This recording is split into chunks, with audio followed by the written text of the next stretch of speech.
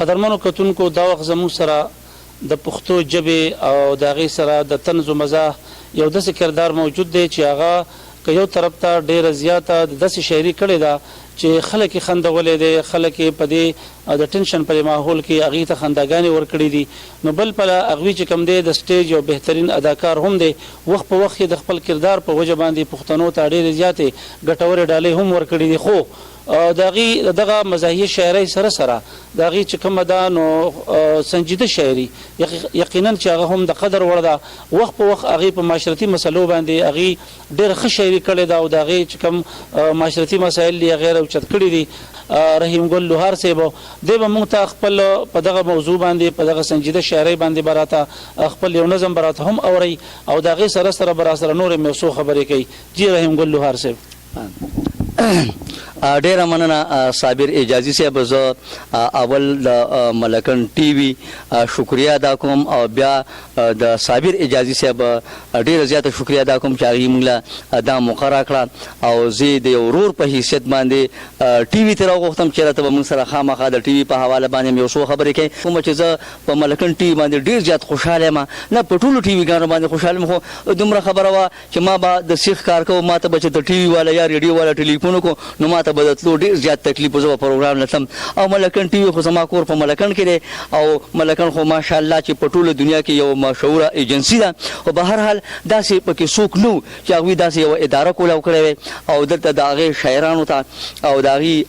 کم فنکاران چې د هغې له لاس ورکړی هغې له دا وخت ورکړی وی. نو زه د صابر اجازي صاحب ډېره زیاته شکریه ادا کوم چې هغوی دلته دا اداره کولاو کړه ملکن ټي وي باندې او زه هغې راوغوښتم او د هغې سره خبرې اترې کوم. انشاءالله زموږ به کوشش دی دلته چې څومره شاعران دي او زه به اول ځان یاد کړم چې د ملکن ټي وي دپاره زما نو څومره څه کېږي. انشاءالله چې زه به صابر اجازي صاحب له ما د نن نه لاس ورکړو او زما نو څومره څه کېږي انشاءالله چې زه به د ملکن ټي وي دپاره خپله شعر و شاعري به زه دلته استعمالوم. نو ملګرو اجازي صاحب خو زما په شاعرۍ باندې خبرې وکړې. یو وخت داسې و چې ډېره زیاته ګرمي وه، یو دوه ماشومانو ورور او خور آیسکریم یې خرڅول. دا هلک به تقریبا د 10 کالو او دا ماشومه جینۍ به د 8 کالو وه. اجازي صاحب د دې هلک په خپو باندې داسې پلاستیکي پیزار و چې هغه نیم و او نیم نه و. د دې ماشومې جینۍ په خپو باندې پیزار نه و. کله چې به دې دواړو خور او ورور د آیسکریمو دا ګاډی رغړو او دې ماشومې جینۍ له به دې سړک خپې وسېځلې نو دوی له بیا چا په آیسکریمو کې د غوړو ډبه ورکړې وه نو دغه ماشومې جینۍ به د میر نه په هغه ډبه کې اوبه راواخېستې، په خپلو خپو به یې اچولې وه هغه د آیسکریم هغه ګاډی به یې رغړو. زه خدای شته چې ډېر زیات خفه شوم. په هغه وخت کې زما د مرۍ نه اواز هم نه راوته چې دې ماشومانو ته مې ویلې چې تاسو ودرېږئ، خو زه ورغلم او دغه ګاډي مخې ته ودرېدم، ماشومانو هغه ګاډی ودرو. دغې وخت کې بیا د ماشومې جینۍ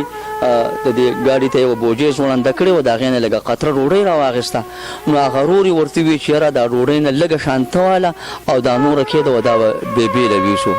زه ډېر زیات خفه شوم. یو شپه ما خبرې هم نه شوې کولی. وایي اجازي صاحب چې کله زما د مرۍ نه اواز را بهر شو د هغې ماشومانو نه ما تپوس وکړو چې یاره ستاسو کور کې نور څوک شته دی که نه شته. نو هغې ما ته په جواب کې وویل چې یاره زموږ پلار مړ دی، مور هم پردی خدمت کوي او ما دا خور او ورور دا آیسکریم خرڅو. اجازي صاحب زه دا خبره په هر ځای کې کوم چې الله پاک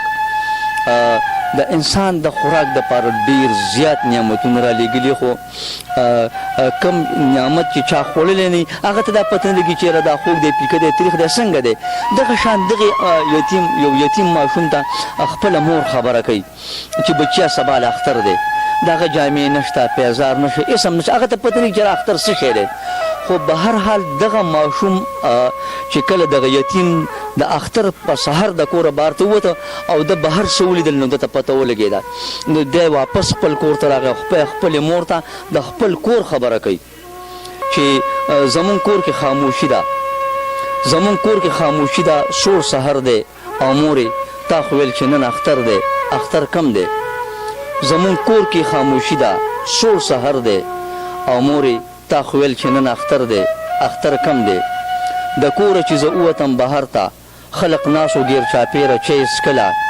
رنګ په رنګ وې مټایانې هم بکریانې، هر چوکې نولي خپل بچي په خوا کې. ما ویل ما ته به څوک وایي چې راشه، خو چا اونه که حرکت د دې خبرې. یو شیبه ورته ولاړم ډېر خفه شوم. نن په یتیم باندې لا چا کړی نظر دی او مورې تا خو ویل چې نن اختر دی اختر کم دی ډوډۍ راله توده کړه د جوارو چې د چیو سره یې وخورمه چې موړ شم بیا به لوبوله زه وځمه بهر ته که نن اګۍ وي زموږ چرګې اچولې ماله راکه چې زه هم ځان له څه واخلم واړه اخلي ټول د لوبو سامانونه څوک زانګي په ټالونو خوري پیرونه په 1 روپۍ د لوبو شین موټر دی او مورې تا خو ویل چې نن اختر دی اختر کم دی اختر صرف خدای مالدار له رالیږلی چې رنګ په رنګ دي واسکټې او بنینونه ښکلې ښکلې جامې هم پیزارونه یتیم خیر دی که نهر او یا بربن وي چې تر کومې به زه ګرځم بې پیزاره ګرځېدی نه شم زما خپو کې ازغېتلي مورې اور راته لږ بل که چې زه تود شم شلېدلې مې جامې دي هم شلېدلی مې څادر دی او مورې تا خو ویل چې نن اختر دی اختر کم دی مورې چې وړه خور مې راپاسي هسې نه چې درنه ونوځي بهر ته دا بهر نور وړو ته به خفه شي